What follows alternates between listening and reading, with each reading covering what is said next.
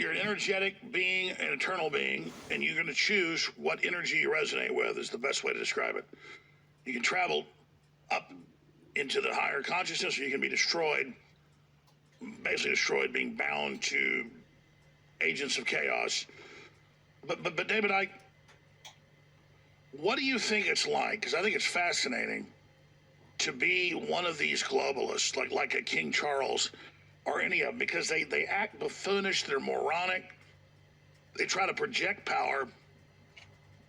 But when you look at them, they're repulsive.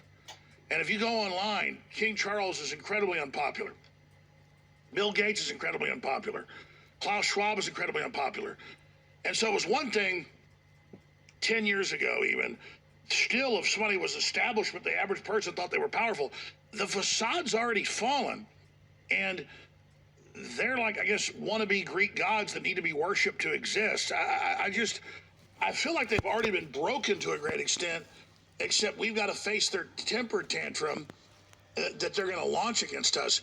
I mean, from your study and research, what is it like to be possessed by these entities? Because you talk a lot about the satanic rituals, and now it's all out in the open with the children, and that they're doing this to be able to resonate closer to these avatars, these controllers. But what is it from your research like to be one of these people? Well, these people are basically incarnate demons. You know, if you go back to what I said, Alex, about the biological body being... Excuse me, everyone, because there's also a definition of demon as just a character. Right? In any game, the character is a demon character. That's what it's called. That's what it is. For instance, in my book, The Organic Portal's Handbook, I said that angel is the highest form of demon.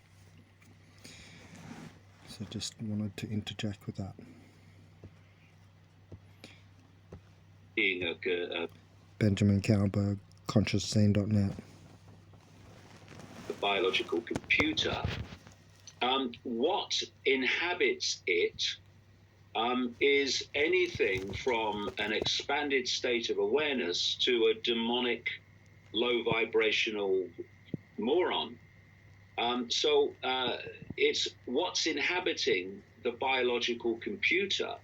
And in terms of this cult, particularly the inner cores of this cult and the major gophers, they are demonically possessed. I just say to people, look into the eyes, because the eyes are indeed the window on the soul, or the window on the no soul. And you can see in the eyes the nature of the entity that's behind them. Go and look at Mark Rutte, the Netherlands Prime Minister. Go and look at his eyes. Look at Gates's eyes. Look at all these people's eyes, and you'll see the demonic within them, because that's what they are. And what they're doing is hiding behind a biological computer system, a body, which looks like everyone else's. And so we look at them, people look at them, and they say, oh, they're a human. But it's not what the body looks like, it's what's inhabiting the body and driving. Zuckerberg looks like he has like imprint of AI on him, eh? Its behavior and driving its perceptions.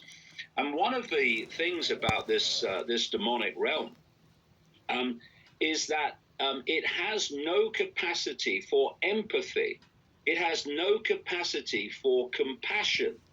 And thus, when one of these entities is inhabiting one of these cult gopher bodies, that behavior will reflect the fact that it has no compassion and has no empathy. This is why Gates can do what he's done in the COVID era to vast numbers of people who are now dead or have their health destroyed for life, and he will have no emotional consequence for that, because they're psychopaths. Psychopaths, if you look at the psychopathic traits, the top two are no empathy, not being able to put yourself in the feelings of those you're affecting, and no compassion. This is why these people are as they are. They're demonically possessed.